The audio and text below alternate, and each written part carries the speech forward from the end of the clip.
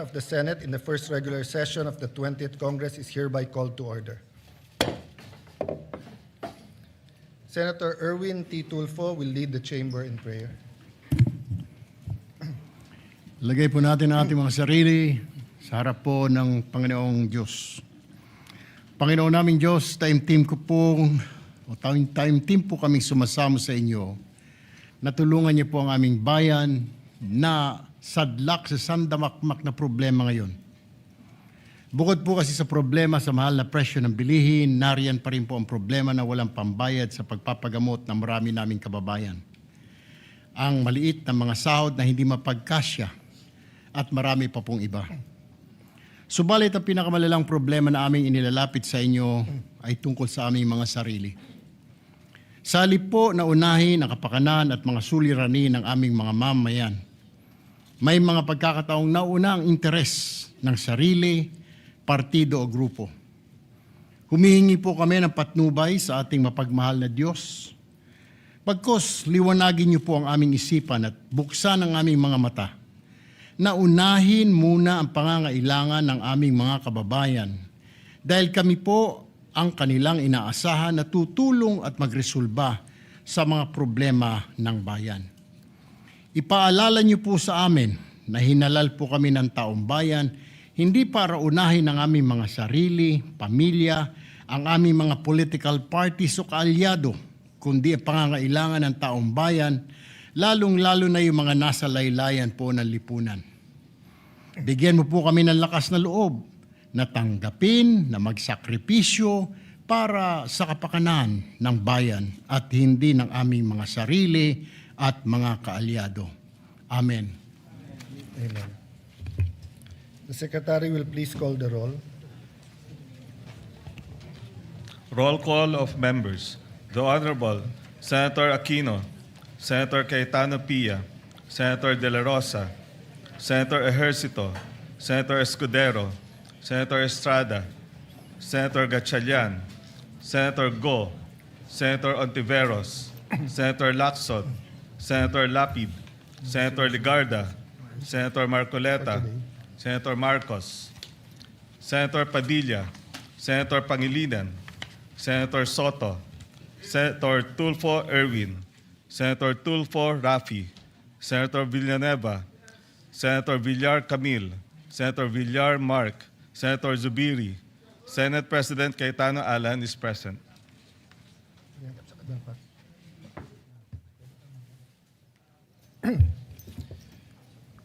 With 23 senators present, the chair declares the presence of a quorum.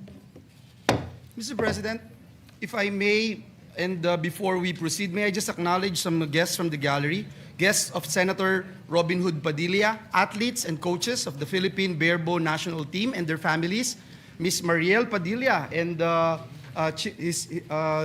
children of Senator Robin Hood Padilla are also here, members of the Padilla family.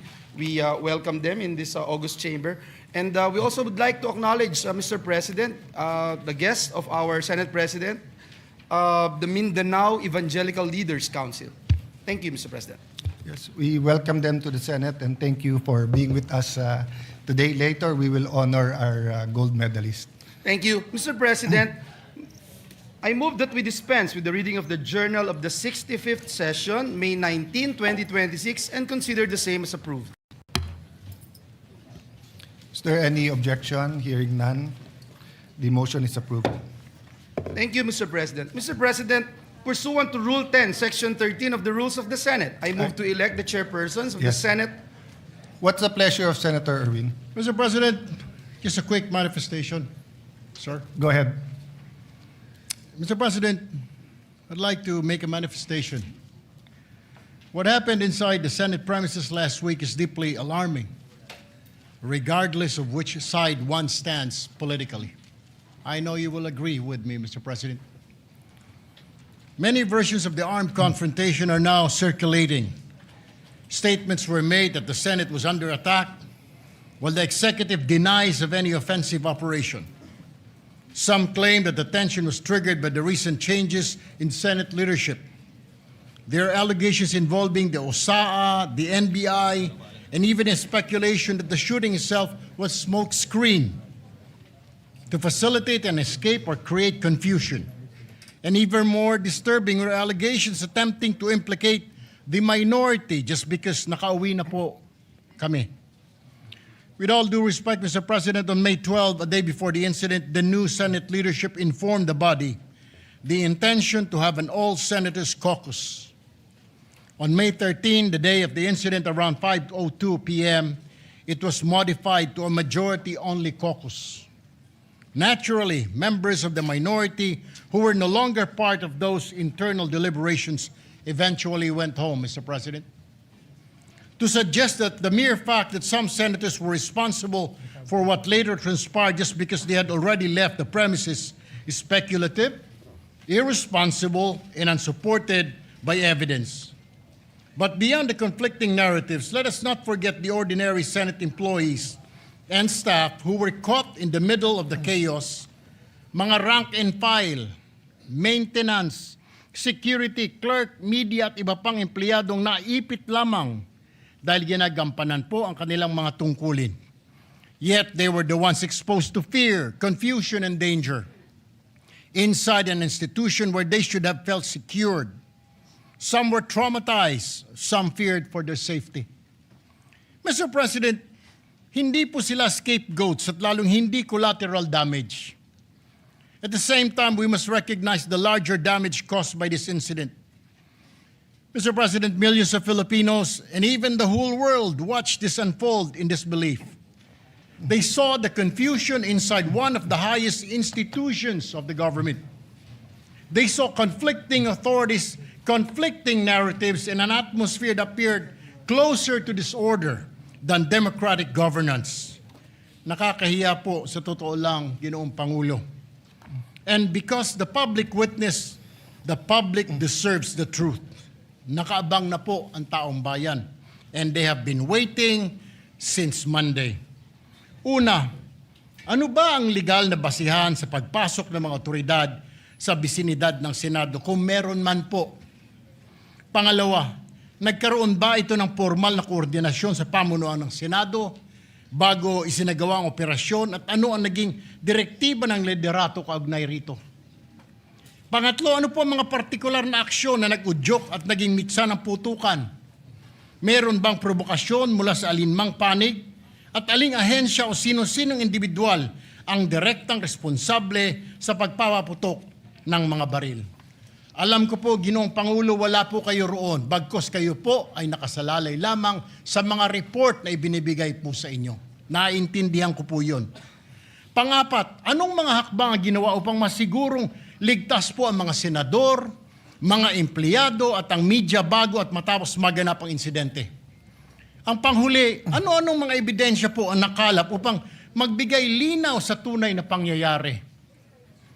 Ginoong Pangulo, when law enforcement operations intersect with the authority privileges and internal security protocols of another branch of government, there must be clarity, not confusion, restraint, not escalation. Alam ko po na may kanya-kanyang investigasyon ay sinasagawa ang Senado at NBI. But there is merit in the public outcry for an impartial, independent, and facts-based investigation. Mahalagang maituguyod po ang isang proseso na patas, transparent, at may kredibilidad sa mata ng publiko. Walang undue influence, walang haka-haka. At the end of the day, Mr. President, no camp wins when public confidence in institution is weakened. The Senate is not a venue for armed confrontation, Mr. President, or competing display of forces or political theater. It is a constitutional institution governed by law, order, and respect for due process. Hindi po drama, aksyon o comedy ang hanap ng taong bayan. They are asking for truth, accountability, and stability. And that is precisely what this institution owes them, Mr. President. Maraming salamat po, Ginoong Pangulo. In consultation, just a minute, in consultation with the majority leader, I will not rule that manifestation out of order because actually it is a privileged speech or it is actually a topic for personal or collective privilege. But since it's a matter of grave importance, Senator Tulfo, I share with you the sentiment of its grave importance. Myself, I'm taking prudence and waiting for all the investigations. There are resolutions filed. It will be referred to the proper committee. But of the highest order, in accordance with our rules and constitution, is always the election of our officers organization. So unless anyone has a higher motion now, because actually members of the majority have also asked to speak on that matter. And we will allow everyone to speak on that matter, but we will proceed first with the election of our committees. Majority Leader? Minority Leader. Yeah. Minority Leader, then Senator Risa. Thank you. Thank you, Your Honor, Mr. President. We concur, but the reference, the referral of the speech and the forthcoming resolutions will be later on. Yes. Well, it's not a speech. It's a it's a manifestation. So unless there's a motion to refer, which let's harmonize it later on with the resolution filed by the minority. Yes, so that we do would not like to refer it to different committees. Yes, I will Yes. like to file for a motion later on Yes. For the referral. That's in order, Thank you. Minority Leader. What's your pleasure, Senator Risa? Salamat po, Mr. President. Together with the Minority Leader, I defer to the ruling earlier stated by the presiding officer. Pero just to make of record, Mr. President, nakaschedule din po ako mag-deliver sa ating agenda for the day Yes. ng privileged speech. And it so happens po, It's the same katulad topic, nung yes. paksa nung Yes. talumpati ni Senator Erwin Tulfo, and specifically moving forward from the events of last week and this week, Mr. President. Noted. So, And I look forward to being able to deliver that within today's session, Mr. President. noted. So can we go to the Yes. Thank you, election? Mr. President. Mr. Senator President, Tulfo. So unless may I this just- has to do with the election, we will defer all of those manifestations later in accordance with our rule. What is the reason that you rise, Senator Tulfo? Mr. President, manifestation of support Yeah. lang sana.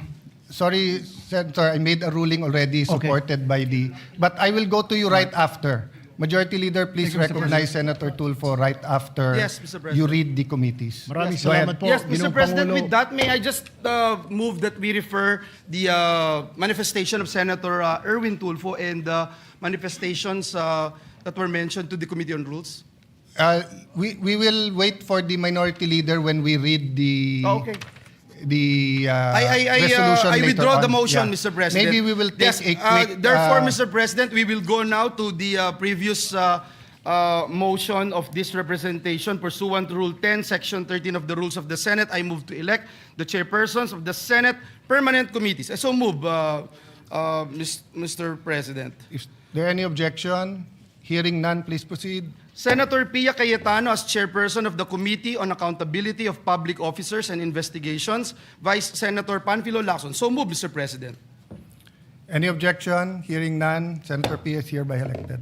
Senator Amy Marcos, chairperson of the Committee on Foreign Relations. Vice Senator Erwin Tulfo. So move, Mr. President. Any objection? Hearing none, Senator Amy is hereby elected. Senator Camille Villar, retained as chairperson of the Committee on Environment, Natural Resources, and Climate Change. So move, Mr. President. Any objection? If not, Senator Camille Villar is hereby elected to such committee. Senator Robin Hood Padilla as chairperson of the Committee on Constitutional Amendments and Revision of Codes. Vice Senator Francis Pangilinan. So move, Mr. President. Any objection? Hearing none, Senator Robin Padilla is hereby elected to that committee. Senator Camille Villar as chairperson of the Committee on Government Corporations and Public Enterprises. Vice Senator Mark Villar. So move, Mr. President. Any objection? If not, Senator Senator Camille Villar is elected to that.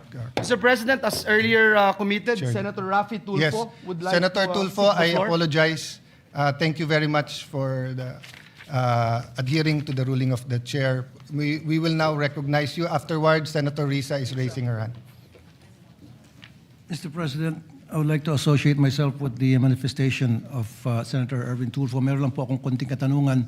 Meron ho bang standard operating procedure manual ang ating USAA? Number one. Number two, pagdating po sa pag-handle ng firearms, are these, the members of the USAA, are they trained? And then number three, ano-ano ho bang qualifications dito mga members ng USAA natin? Who are they? What are their qualifications to be chosen as members of the USAA? Yun lang po, Mr. President. Yes. So, note your questions are noted, and depends on what committee we refer it to. We will consult with the minority. We'll take a recess, a short suspension when we read the committee report, because unless we agree to convert into a committee of a whole, so that the certain people can testify here, the other option is to give it to a standing committee. So let's decide that in a while. And then lastly, Mr. President, meron bang training ang members ng USAA kung paano mag-handle ng isang problema, isang situation, and do they understand the meaning of rules of engagement? Yun lang po, Mr. President. Yes. Thank you. Thank you for those questions, Senator Tulfo. Senator Risa, do you want to take the floor?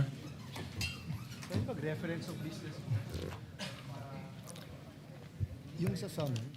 Salamat po, Mr. President. Mr. President, I rise on a matter of personal and collective privilege.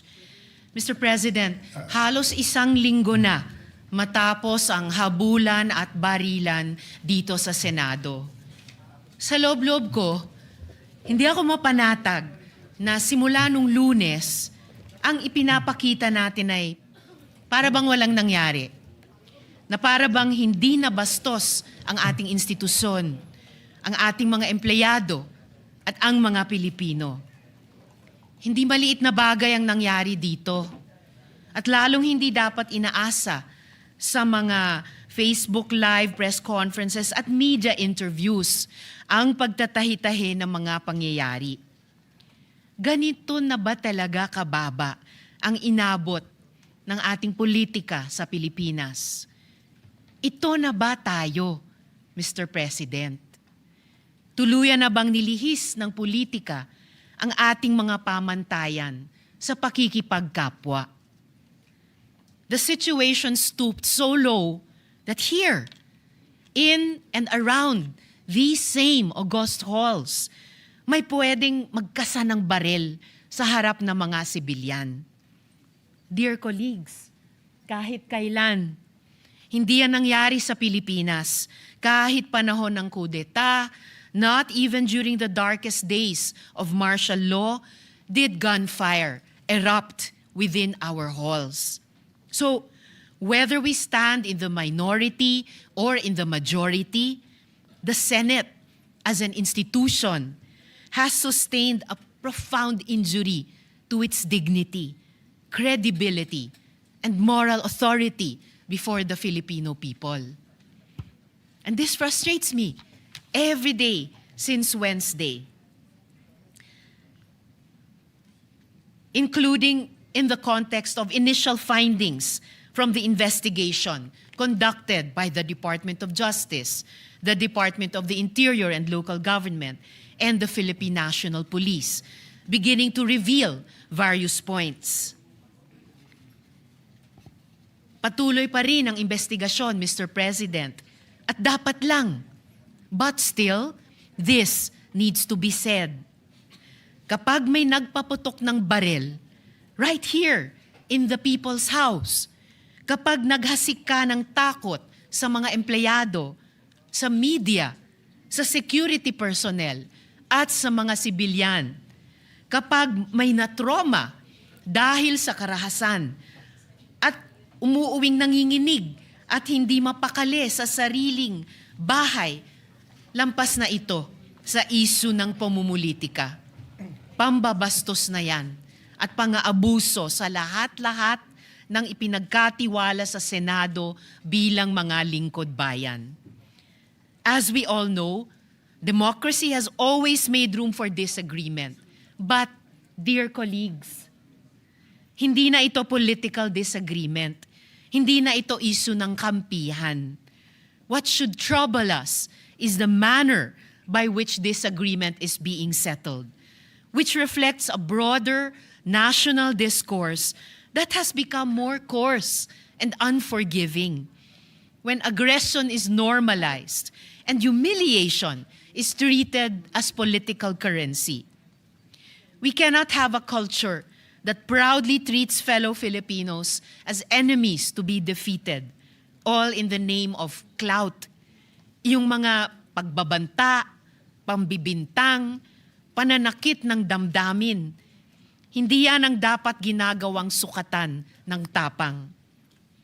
Kahit magkakatunggali sa politika, hindi tayo dapat ganyan sa isa't isa, lalo na dito sa Senado. Hindi ito tahanan ng ganyang kababang uri ng politika. Ngayon, higit sa kailanman, dapat manaig ang ating pagka-Pilipino. I refuse to believe na tayong mga Pilipino ay mga bulag na sumusunod sa sinumang politiko. I refuse to believe na wala nang natitirang malasakit, hiya o pagmamahal sa bayan. Kasi ang mga krisis, ang mga sakuna, hindi yan nagtatanong kung sinong kakampi mo sa politika. Lahat tayo tinatamaan at lahat tayo may responsibilidad. At tayo mismo, dito sa Senado, kaya nating magkasundo. In fact, all of the laws I myself have championed could not have passed without the support of those from across the political aisle. And I refuse to believe that this institution that has crafted laws for the most marginalized, that has conducted crucial investigations, that have moved the needle at various political junctures, is beyond repair or redemption. Let us remember, Mr. President, that we have a bicameral legislature with a Senate elected at large, precisely to have a body that can rise above parochial concerns and craft a vision for the entire nation. At kaya kong sabihin ng buong puso that this Senate has, at its best, shown that disagreement does not destroy our common duty. We have passed laws across party lines. That is why we cannot act as though nothing happened last week. Alam natin ang tama at mali. Alam natin kapag sumosobra na. And this is what our country needs from us now. For the Senate, in this difficult hour, to reflect the best of our people. May we prove worthy of the trust that our people have placed in us. Marami pong salamat sa inyo at sa lahat, Mr. President. Before I recognize Senator Pia and Senator Marcoleta, you know, the curious thing is the prayer of Senator Kiko and the prayer of former Senate President Tito Soto yesterday. We all agree with it. We're just looking at it from different sides of the political lens. And many of your statements today, Senator Risa, many of us, if not all, agree. But we all won't agree that parang walang nangyari. I don't know where that came from because I don't think anyone is treating it trivially. It's just a matter of how we can focus on it given that there is a real economic crisis, crisis of prices, oil crisis. Our stock is running out. We're convening into an impeachment court. You know, our staff are overwhelmed by the number of investigations, by the number of subpoenas that are here. They're asking us to produce so many things while we're also doing our own. So while we will agree with you and let's discuss later on which committee, I do not think anyone is acting as if parang walang nangyari. Senator Pia or Senator Marcoleta? Thank you, Mr. President. Mr. President, may I ask if Senator Risa would yield to a few questions? Can we take a minute suspension?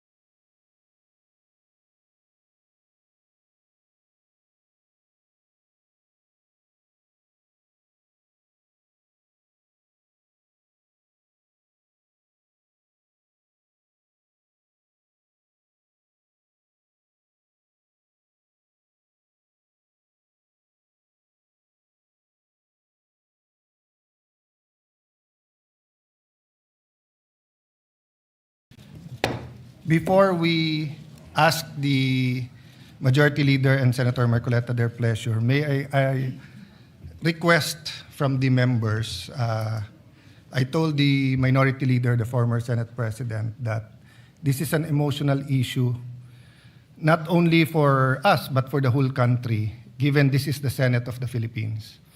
And it's a sensitive issue because there are words that have been used. That's why I have tried to be deliberate, wait not on investigation to come in. Now, many members of the majority who were here want to speak on that measure. Having said that, number one, we have athletes here and I don't want to keep them here the whole day.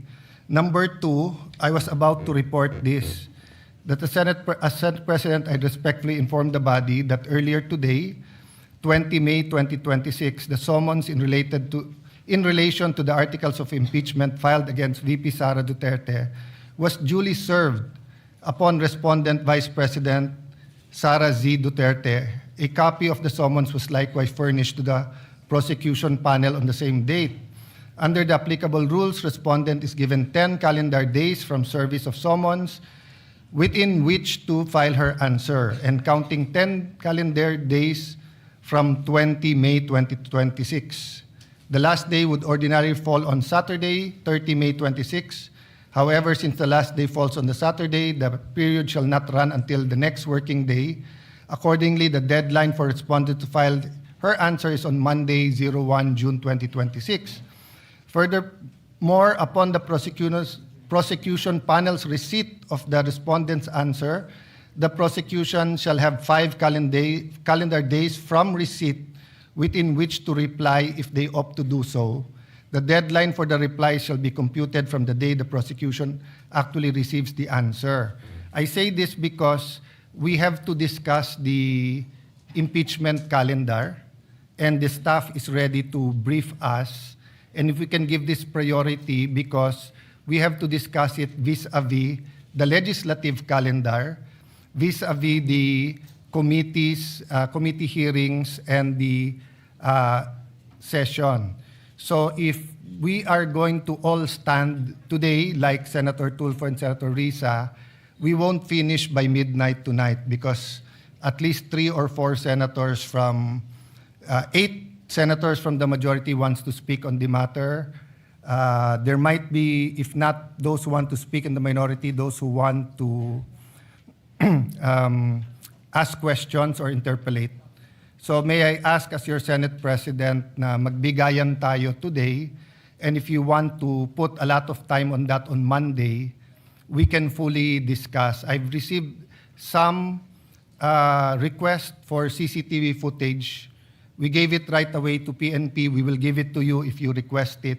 We're also requesting CCTV footages from anyone who took it, including from the media, so that we can discuss it very intelligently with, I think, 24 senators committing that this is an important issue and we will give it the much needed attention. But let's do it with prudence, deliberately. We're dealing with our democracy here. No? We're dealing with law enforcement agencies, AFP, PNP, NBI, with branches of government, the executive and the legislative. So I know we all want to speak on it today, but may we include in the caucus what committee to give this to. I think the Senate President will, before we go on suspension, wants to put on record his recommendation. But if I may ask him, that the actual decision, given that there are other people with other ideas, we discuss it. I don't think it's a matter that you and I should discuss, but all of us. So let me ask first, Senator Marcoleta, may I ask you if we can make a statement rather than interpolate today? Senator Risa, kung may mga gustong mag-interpolate, pwedeng sa Monday. Yeah. Senator Risa answered in the affirmative. Yes, Mr. President, considering that I was approached by your good self just moments ago and explained the matter that there is an apparent consensus that this subject matter, also subject of Senator Risa's speech on question of privilege, I yield to the better judgment of the President of the Senate, and I will hold my questions until Monday. Thank you, Mr. President. Thank you, Senator Marcoleta. Thank you, Senator Risa Ontiveros. Minority Leader, may I just give, you're my kuya, but she's my ate. Yeah. Senator Pia. Mr. President, I also will not interpolate or make my own privileged speech today as requested by the Senate President. I reserve my right to make the proper interventions at the time that the Senate President and our other colleagues agree upon. But I just want to make this quick statement. Parang walang nangyari. Yan po ang statement ng ating butihing Senadora Risa Hontiveros. Siguro po para sa inyong mga wala dito. Pero para sa amin na nandito, napakaraming nangyari. Takot na takot po ako na kailangan ko na magpaalam sa mga anak ko. At yung staff ko, 2 pintuan ang pagitan ko sa putukan. Yung staff ko na si Claire, na 20 years na sa akin, nandun siya sa labas. She has a 12-year-old son. Kinuwento niya sa akin later na tumatakbo siya, hindi niya alam kung saan siya pupunta. Kaya para sabihin niyo na walang nangyari. Napakasakit para sa aming lahat na nandito. And as I said, 2 pintuan na nagpo-protect sa akin sa putukan. Pero yung media, yung Senate staff, yung hindi naman makauwi dahil sila ang security, sila ang elevator, women and boys natin, nandoon po sila. So dear colleagues, napakarami nang nangyari. And one more thing, wala ho akong sinisisi. Pero nung pagkatapos ng lahat, pagtingin ko ng group natin, yung dating majority group, walang ni isa sa inyong nangamusta sa amin. Some of you I've known for 20 years, 10 years, and I didn't even hear any of you say, kamusta na kayo dyan? Napakasakit na sa akin. Sobrang sakit. So yun lang ang masasabi ko. Yes, I am very ready to share my story, to ask questions. Pero kung wala ho kayo dito, huwag niyong questionin yung mga nangyari sa mga nandito. Dahil nandito kami, kasama ng staff namin, Senate staff. You have your own story. I respect that. But please respect my own story. Thank you, Mr. President. Minority Leader. Mr. President, yes, of course, we sympathize with the manifestation made by Senator Pia Cayetano. But my position is merely to give a suggestion for your consideration and for the consideration of our colleagues. I think this particular issue, once culminated, should be referred to the Committee of the Whole. The reason being, it is an extraordinary remedy necessary because of the issues of Senate institutional security. The chamber itself is affected. The institution is threatened. There are multiple Senate committees that are going to be involved: public order, justice, rules, ethics, even finance, because of the procurement of the weapons allegedly that were used. So the Senate has a direct institutional stake, every senator. So this is not just majority or minority. So therefore, may I give a suggestion that you consider the possibility of all these manifestations be referred to the Committee of the Whole. And in the past, the Committee of the Whole, when we investigated formally, we investigated PhilHealth, it was the Senate President that chaired the Committee of the Whole, unless he appoints a This co-chair. representation always takes, you know this, Your Honor, always takes your suggestions seriously. So Thank you. you're suggesting we use Rule 14 and Section 14 of the rules and create a special committee, the Committee of the Whole. Is that correct? Yes. Mr. President, if I may, Mr. President. And before that, since we're going to go into caucus to speak about the calendar, may I ask the Minority Leader if it's acceptable that we discuss it there? Later in the caucus, just so that we don't have to discuss everything on the floor and we get the other business that we have to do today done with. No? Can I, Mr. President? Yes. Mr. Majority President, Leader. I'm sorry, Mr. President, but just to put on record, there are a lot of senators who wanted to speak and reserve their On right this issue. on this particular issue. Put it on We record have- so that we yes, can we have amend it. Senator Mark Villar, Senator Camille Villar, Senator Jingoy Estrada, Senator Robin Hood Padilla, Senator Bongo, Senator Loren Legarda, Senator Win Gatchalian, and even this representation, Mr. President. So, if I may, Mr. President, and with the indulgence of our colleagues, I think we already made that decision that on Monday, come Monday, we can talk about this, Mr. President, and of course, entertain the idea being raised by our minority leader. So with that, Mr. President, may I just move that we proceed with the reference of business so that the resolutions I just have to recognize Senator Ontiveros with that pakiusap of everyone. we that yield, Mr. President. Yes. We yield to the distinguished lady, Mr. President. Maraming salamat, Mr. President. I empathize with the experiences and the feelings expressed by the gentlewoman from Taguig and Pateros. May I just repeat what I clearly stated at the context of na parang walang nangyari.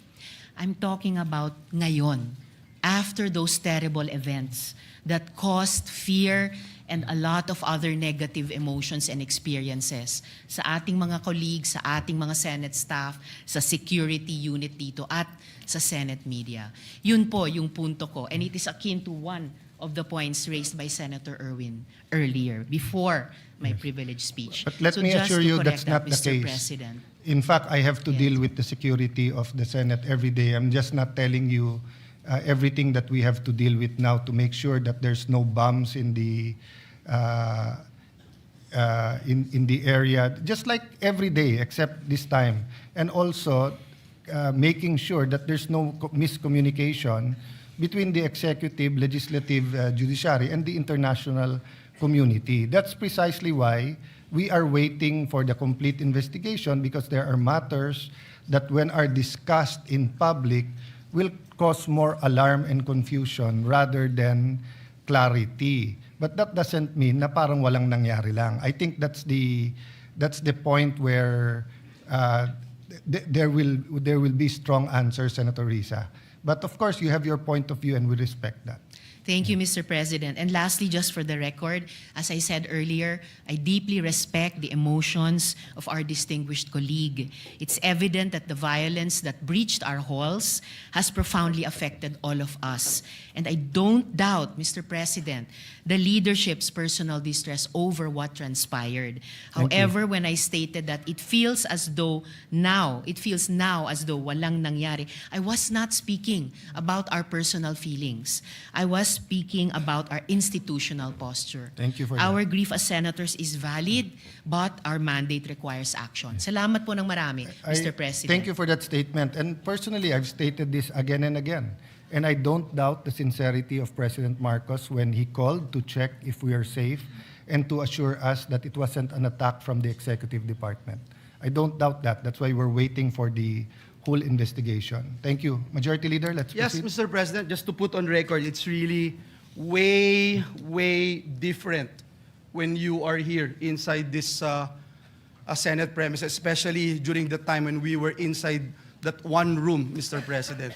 I would still recall the gunshots, the smelling of gunpowder, Mr. President, and everything that we had experienced. So it's really different, Mr. President. Just want to put that on record. With that, Mr. President, may I move now to that we proceed with the reference of business. Yes. Please proceed.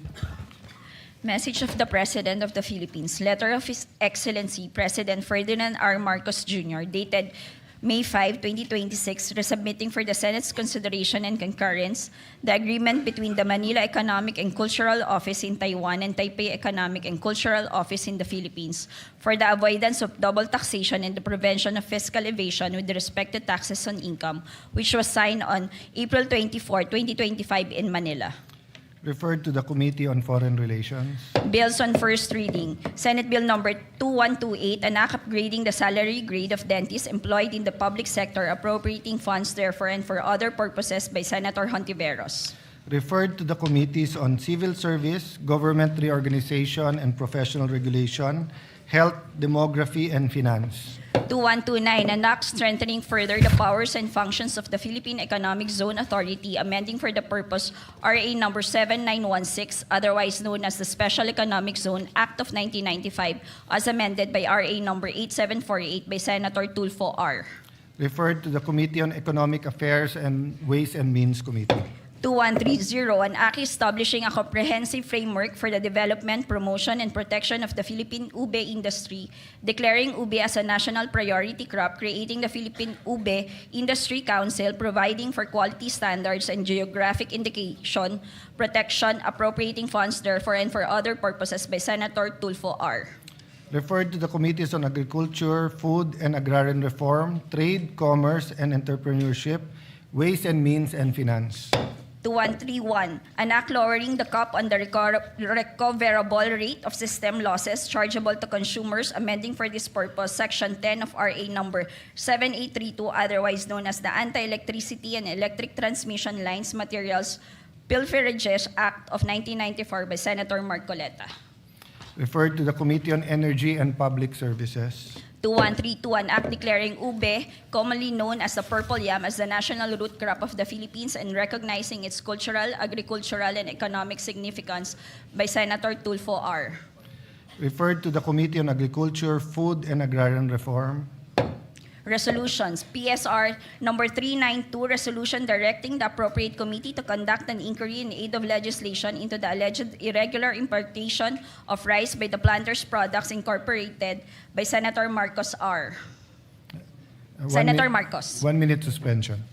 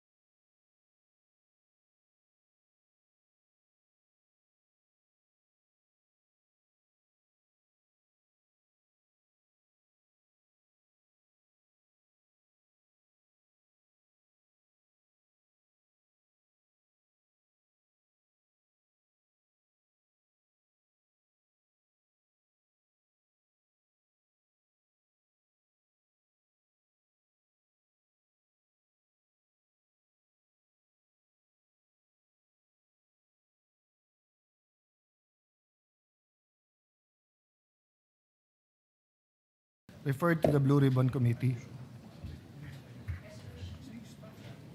Resolution number 393, directing the Senate Committee on Migrant Workers to conduct an inquiry in aid of legislation into the current implementation of the Magna Carta of Filipino Seafarers and to review the existing monitoring measures adopted by the Department of Migrant Workers and the Maritime Industry Authority to ensure the protection, well-being, and continued safety of Filipino seafarers, especially those deployed in high-risk maritime areas, by Senator Tulfo R.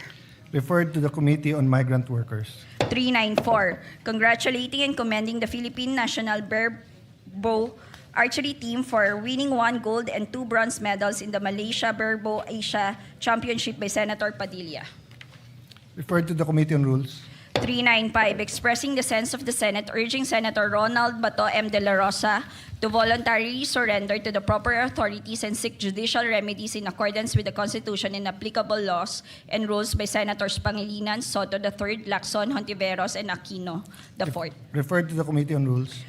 396, directing the appropriate Senate committee to conduct an inquiry in aid of legislation into the reported entry, presence, deployment, participation, or involvement of personnel of the National Bureau of Investigation, other law enforcement or security agencies, and private individuals in the incidents that took place within or in the immediate vicinity of the Senate premises on May 11, 2026 and May 13, 2026, including the discharge of firearms, security breaches, and any attempt to implement, facilitate, or enable an arrest or custodial transfer within Senate premises by Senator Marcos.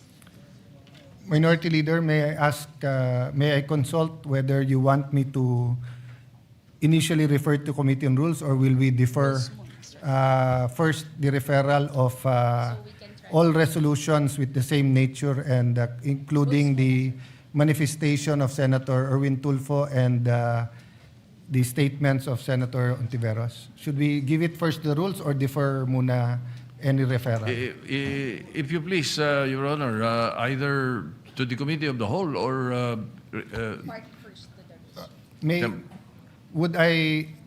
What's the pleasure, whether rules or defer, while we're discussing whether we will create? rules muna. All right. Then we will discuss we in the can discuss, caucus whether yes. we will If all of these resolutions In accordance with Rule and the 14. manifestations be referred to later on Yes. because of the 5 Yes. committees involved, Your Honor. Yes. Thank you, Yes. Mr. President. Senator Pangilinan. Yes, Mr. President, I was just going to suggest, but it has already been suggested, that this be first referred to the Committee on Rules, subject to a possible referral Yes. to perhaps the Committee of the Whole. And with the permission of Senator Tulfo and Senator Tiveros, we'll refer your statements today to the Committee on Rules and take it together. Without prejudice to its referral Yes. to another committee, Yes. as may be decided by the Senate. Thank you, Mr. So there's no objections with the qualifications of Senator Pangilinan. PS Resolution 396 and all statements on the same matter today from Senator Tulfo, Senator Tiveros, Senator Cayetano, and Senator Marcoleta are referred to the Committee on Rules. 397, resolution directing the appropriate Senate committees to conduct an inquiry in aid of legislation into the shooting incident that occurred within the Senate premises on May 13, 2026, with the end in view of strengthening security protocols, protecting the integrity and independence of the Senate as a democratic institution, ensuring the safety of Senate personnel and the public, and reviewing existing laws, rules, and coordination mechanisms governing security in government institutions by Senator Aquino. Referred to the Committee on Rules. 398, commending and congratulating Team Pilipinas Poveda and Enciende for winning the gold medal for Open Hip Hop in the 2026 International All-Star Federation Dance Worlds and silver medal for Junior Hip Hop in the 2026 International Cheer Union World Championships by Senator Go. Referred to the Committee on Rules. 399, commending and congratulating the Gilas Pilipinas Women 3x3 team for winning the silver medal in the 2026 FIBA 3x3 Asia Cup by Senator Go. Referred to the Committee on Rules. 400, commending the Senate media for their bravery and professionalism during their coverage of the May 13, 2026 shooting incident at the Senate by Senator Hontiveros. Referred to the Committee on Rules. Before the additional reference of business, Majority Leader, you want to make a motion? We will proceed with the additional reference of business. Additional reference of business. Bills on first reading. Senate Bill number 2133, an act mandating the recruitment, hiring, and training of school-based licensed guidance counselors, psychologists, school social workers, and mental health personnel by Senator Villar M. Referred to the Committee on Basic Education, Civil Service, Government Reorganization and Professional Regulation, and Finance. 2134, an act providing for the lifetime validity of identification cards issued to persons with permanent disability, amending RA number 7277, or the Magna Carta for Persons with Disability as amended by Senator Villar M. Referred to the Committee on Social Justice, Welfare, and Rural Development. 2135, an act establishing the Jose Panganiban Special Economic Zone in Freeport Province of Camarines Norte and appropriating funds therefore and for other purposes by Senator Padilla. Referred to the Committee on Economic Affairs, Local Government, Ways and Means, and Finance. 2136, an act upgrading the Camarines Norte Provincial Hospital in the Municipality of Daet, Province of Camarines Norte into a tertiary level 3 general hospital to be known as the Camarines Norte General Hospital under the direct control, supervision, and management of the Department of Health, appropriating funds therefore and for other purposes by Senator Padilla. Referred to the Committee on Rules. 2137, an act increasing the income tax exemption ceiling for individual taxpayers to 360,000 pesos annually, amending for the purpose Section 24A, 2A, and B of the National Internal Revenue Code of 1997 as amended by Senator Villar M. Referred to the Committee on Ways and Means.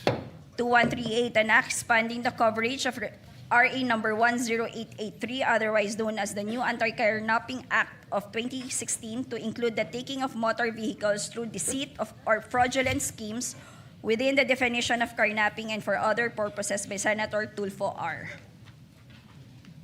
Referred to the Committee on Public Order and Dangerous Drugs and Public Services.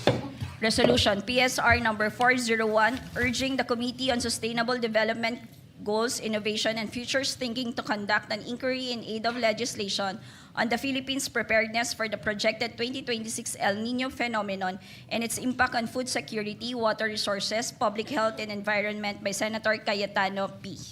Referred to the Committee on Sustainable Development Goals, Innovation, and Future Thinking. 402, urging the Senate Sergeant-at-Arms to undertake comprehensive capacity-building training programs and to develop, adapt, and institutionalize a formal operations manual to ensure professional, coordinated, rights-based, and effective security operations within the Senate of the Philippines by Senator Tulfo R. Referred to the Committee on Rules. Mr. President. Senator Pangilinan.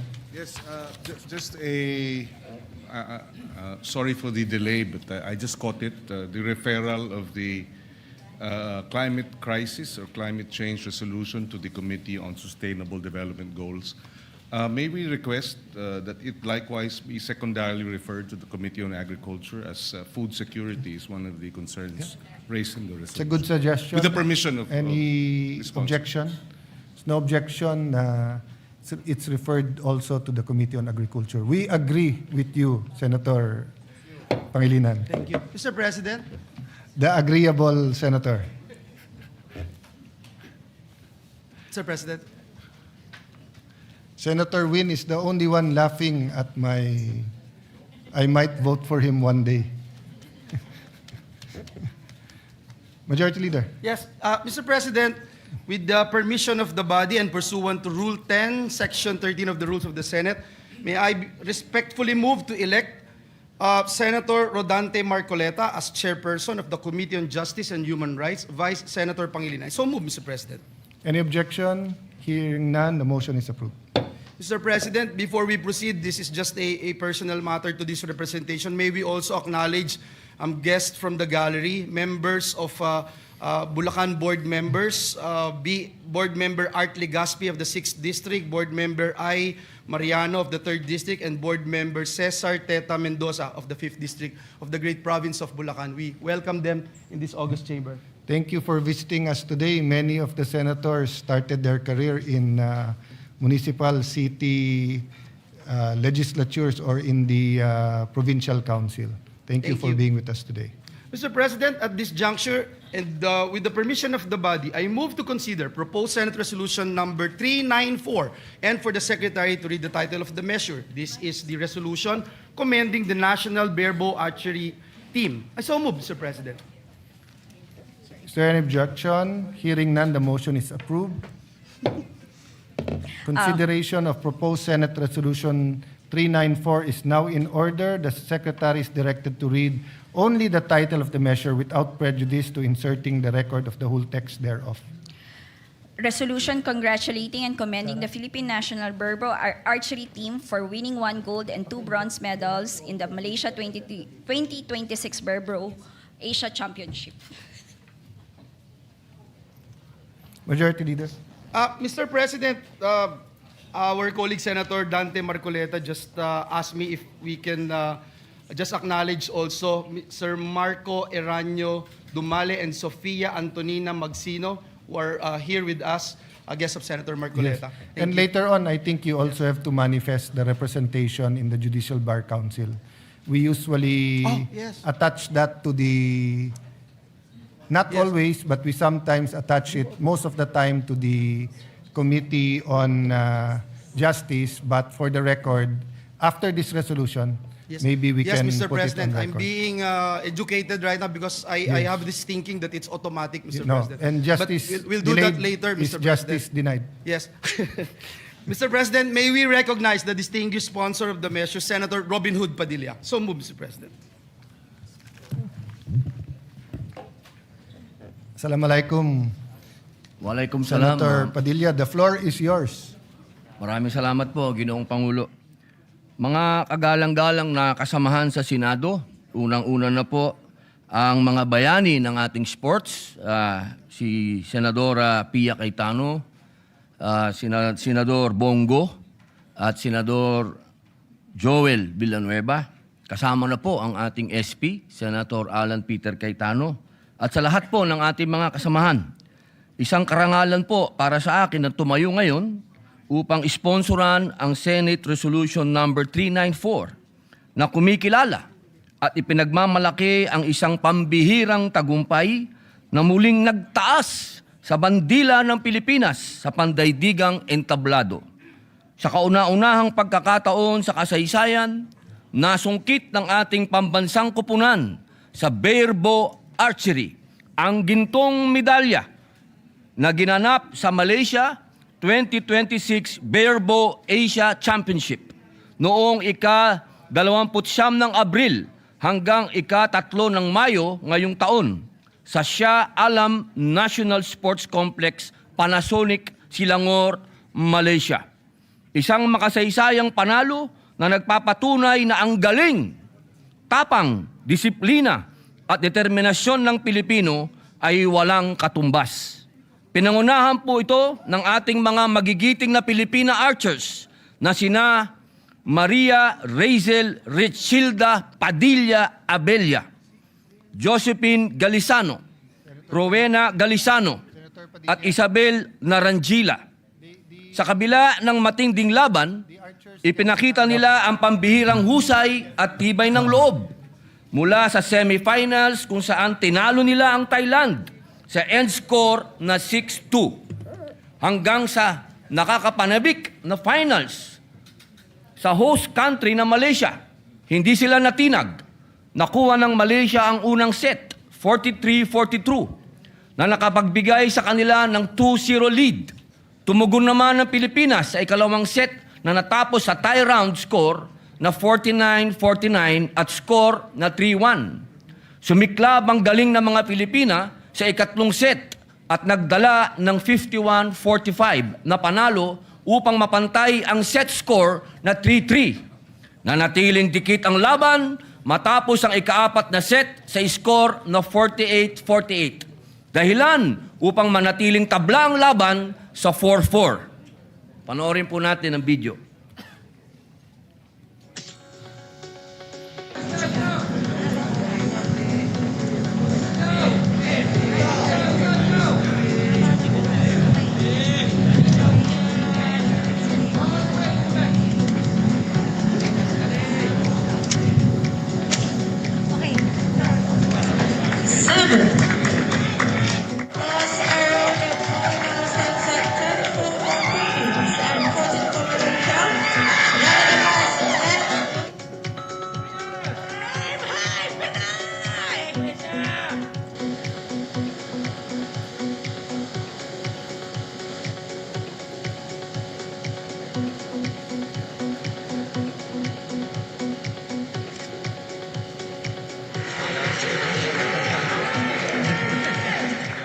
Sa huli, ang kampyonato ay napagdesisyonan sa pamamagitan ng isang shoot-off kung saan nanatiling kalmado at matatag ang ating Philippine Barebow Women's Archery Team. Pinatunayan nila ang pusong Pinoy ay hindi sumusuko at sa huli ay naiuwi nila ang kauna-unahang gintong medalya para sa ating bansa sa larangan ng barebow na score na 5-4. Hindi rin nagpahuli ang mga kalalakihan, Philippine Barebow Men's National Team na binubuo ni Eliezer Villarosa Jr., Kenneth Marlow Tan, Joseph Tan at Apollo Clark Co na nagkamit naman ng 2 bronze na medalya. Isa rin itong napakalaking tagumpay na nagpapatuloy na lumalakas at umuulad ang larangan ng archery ng Pilipinas. Lalo pong kahanga-hanga ang kanilang tagumpay dahil ang mga nasabing barebow teams ay halos self-funded. Mula sa kanilang pagsasanay, uniforme, hanggang sa pamasahe at iba pang gastusin, sila mismo ang nagtaguyod sa kanilang pangarap habang nirepresenta ang ating watawat. Sa kabila ng limitadong suporta, nanaig ang kanilang dedikasyon at pagmamahal sa bayan. Magsilbi din sana itong panawagan na dapat nating suportahan ang ating mga atletang Pilipino sa kanilang mga kampanya na magdala ng karangalan sa ating bansa. Hindi rin po nating dapat kalimutan ang kanilang volunteer coaches na sila Mark Henry Wee, Dem Paragamak, Jomelini Estacio at Dr. Federico Eduardo Abella, na buong pusong naglaan ng oras at talento upang gabayan ang ating mga atleta. Hindi po biro ang larong archery. Ito'y nangangailangan ng pinagsanib na pisikal na disiplina, matinding konsentrasyon, at malalim na malayang kaisipan. Ang tagumpay na ito ay kwento ng sakripisyo, pagkakaisa, at walang sawang paniniwala sa kakayahan ng Pilipino. Ito ay paalala na kapag pinagsama ang talento, sipag at pagmamahal sa bayan, walang imposible. Kaya naman po, buong pinagmamalaki kong sinusulong sa bulwagang ito ang pagkilala sa ating mga pambansang bayani sa larangan ng barebow archery. Naway magsilbi silang inspirasyon sa bawat Pilipino na mangarap ng mataas, magsumikap ng buong puso at ipaglaban ang ating watawat saan mang panig ng mundo. Ika nga ng isang pamosong archer na si Ron Laclaire, archery is like a journey. It begins with a love for shooting, a bow, and a passion for watching our arrows fly. Mabuhay po ang ating atletang Pilipino, mabuhay ang Pilipinas. Senator Padilla, thank you for that very action-filled speech. Would you want to tell their names again so that they can stand up one by one and be recognized? No? So we're not allowed to applaud, but we applaud you in our hearts as you stand up and be recognized. Pinakikilala ko po sa inyo ang ating mga kababaihan na gold. Ito po ang tunay na Robin Hood sa pamilya namin. Maria Razel Rechilda Padilla Abella. Agreeable nga ito. Josephine Galiscano. Rowena Galicano. At Isabel Narangila. Sila po ang mga nakakuha ng gold. At ang atin naman pong kalalakihan ay hindi nagpauli. Si Ginoong Eliezer Villarosa Jr., Kenneth Marlow Tan, Joseph Tan, at Apollo Clark Co. Sila naman po ay nakakuha ng bronze, mahal na Pangulo. Thank you very much, and you unite us. Our athletes and sports unite the Filipino nation. So thank you for your service. Majority Leader? Yes, Mr. President. Mr. President, Senator Jinggoy Estrada would like to just insert into the records his co-sponsorship speech. Let it be inserted, Mr. President. And then next to deliver his co-sponsorship speech is no other than the gentleman from Davao, Senator Christopher Bongo. So if there's no I move that he be objection, the recognized. sponsorship speech of Senator Jinggoy Estrada is brought into the records. Senator Bongo, don't stop, go. Mr. President, distinguished colleagues, as chairperson of the Senate Committee on Sports, it is with great pride and honor that I rise today to co-sponsor Senate resolution congratulating and commending the Philippine National Bear Bow Archery Team for their outstanding performance in the Malaysia 2026 Bear Bow Asia Championship. Our national bear bow archers brought honor to the country by winning 1 gold medal and 2 bronze medals in this international competition held in Shah Alam, Malaysia. This achievement is a proud moment not only for Philippine archery but for Philippine sports as a whole. Kasama po dito ang kapatid ni Senator Robin Hood Padilla, si Miss Rechilda Padilla Abella. Congratulations po sa inyong lahat. Kaya pala si Senator Robin Hood, malakas ang loob dahil sanay sa archery ito. I have always been a strong advocate of promoting sports development in the country.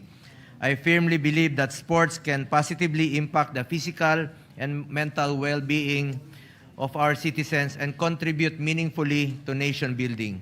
Kinikilala po natin ang mahalagang papel na ginagampanan ng sports sa ating lipunan dahil naniniwala po ako na ito ay isang mabisang paraan upang mailayo ang ating mga kabataan sa masasamang elemento katulad po ng illegal na droga. At gaya po ng parati kong sinasabi, get into sports, stay away from drugs to keep us healthy and fit. Kaya naman po ang tagumpay na ito ay hindi lamang bunga ng lakas ng katawan o galing sa pagpana.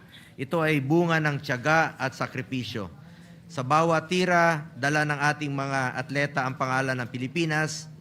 Sa bawat pag-angat ng pana, dala nila ang pangarap, disiplina at dangal ng bawat Pilipino. Their victory reminds us that Filipino athletes can excel not only in mainstream sports but also in specialized and highly technical disciplines. Given the right amount of support, training, and exposure, our athletes can compete and win against the best in Asia and the world. Mr. President, this achievement also sends an important message to our young athletes that there is honor in discipline and there is pride in representing the country, no matter what the sport is. To the Philippine National Bear Bow Archery Team, congratulations po sa bawat isa sa inyo. Your performance has brought pride to our flag, inspiration to our youth, and renewed attention to the growing promise of Philippine archery. May this victory encourage stronger support for our national athletes, our coaches, and our sports programs from grassroots development to international competition. Matandaan natin, dati kulelat po tayo sa Olympics, wala tayong ginto. Ngayon, since 2019, meron na tayong dalawang ginto nung Paris Olympics at isang ginto naman po nung Tokyo Olympics last 2021. Rest assured that I will remain steadfast in my commitment to ensure that the rights and welfare of our Filipino athletes are always at the forefront of my priorities. We will continue to work doubly hard with all concerned agencies and stakeholders to bring our country the glory it deserves and to establish the Philippines as a true sports powerhouse in Asia. Sa ating mga atleta, go lang ng go. Thank you, Mr. President. Mabuhay po ang ating mga atletang Pilipino. Thank you very much to our chairperson of the Committee on Sports, Senator Bongo. Majority Leader? Yes, Mr. President. Mr. President, let me also associate myself to the sponsors of this measure. And all I wanted to say, Mr. President, is I hope that we can acknowledge in this August chamber the matriarch of Padilla family who is here with us, no other than the mother of Senator Robin Hood Padilla, Mrs. Eva Padilla, who is here with us. Of course, with the Romel Padilla, and as I mentioned earlier, Boss Ma'am Mariel Padilla is also here. Dr. Rowena Tad Evangelista is also here. We'd like to acknowledge them, Mr. President, and put on record, Mr. President, that all members present here today wanted to be co-author of this resolution. Yes. So and first, so with that, again, welcome the Padilla family and welcome Nanay. Senator Padilla, you want to say something? Opo, Ginoong Pangulo, hindi ko po anak, kapatid ko po. Kinukongratulate Sabi ko ako, niya anak yung ko ba? nanay mo, ikaw daw anak. He was referring to yung nanay, Di ba? right? Kapatid ko po, kapatid ko po yung naka-gold. Hindi Yeah. ko po anak. Masyado naman. Pambihira naman. No, the majority, Mr. President, just to put on Ah. record, no one actually claimed. you mean his mother is here and he's the son? Yes, I said the mother is here. Hindi, sabi ni Senator Bongo. Oh, Senator Bongo. Okay. Yes, with that, Mr. President, no other member wishes to interpolate or propose amendments to the measure. May I respectfully move now that we adopt proposed Senate Resolution number 349 subject to style. So move, Mr. President. I think others want to be co-authors. I already mentioned, Mr. President, all members present So here today. even the Ateneans want to be associated with archers? Okay. So if there's no objection, the motion is approved. May I ask for a minute suspension to allow our guests to go to the roster? Session Thank you, suspended. Mr. President.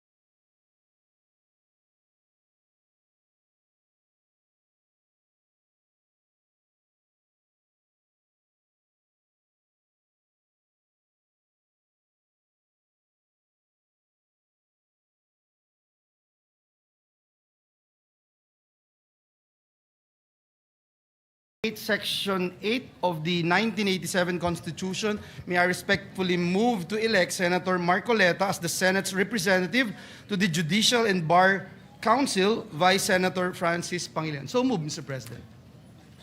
Any objection? Hearing none, motion is approved. Mr. President, may we invite all the members of this August chamber, all senators, for the All Senators caucus at the lounge to talk about the calendar of schedule for the impeachment proceedings and other matters discussed a while ago in this August chamber. May we invite everyone to proceed to the... And that includes the Secretariat who will brief us on precedents and Yes. On their computation of the number of days from the summons to replies, etc. Yeah. And with that, Mr. President, may I respectfully move that we... Just before that, Senator Tulfo? With the indulgence of the majority floor leader, Mr. President, may I ask if this calendar will be published soon so that the public will know and have an idea of the schedules too, Mr. President, because I'm sure that the public is very interested in this trial, Mr. President. Yes, I agree with you, Senator Tulfo. Once we agree we'd rather have consensus rather than vote on it. But if we do have a consensus, please move that we announce it to the public.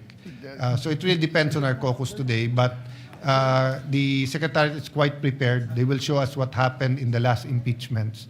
So I think we would have a very good view of how long this impeachment will take. The only tricky part really is when we have the impeachment during session days. Therefore, Mr. President, can I move that we, the calendar, the schedule of this impeachment trial be published so that the public would know, because they are really interested and they're waiting so that they can watch on the TV, on social media about the ongoing trial, Mr. President. Majority Leader? Yes, Mr. It seems President. there's no objection. Yes, with no objection, Mr. President, I move that we adjourn the session until 3 o'clock in the afternoon of Monday. On the motion that we publish the calendar, there's no objection, so it's carried. Okay. Go ahead. Your Thank you, Mr. motion. President. Sorry, Thank you, Mr. President. Thank you, Senator Erwin. Mr. President, I move that we adjourn the session until 3 o'clock in the afternoon of Monday, May 25, 2026. So move, Mr. President. So we are adjourned till Monday, May ano ba May Monday? 25, Mr. President. 25 at 3 p.m. Thank you, Mr. President.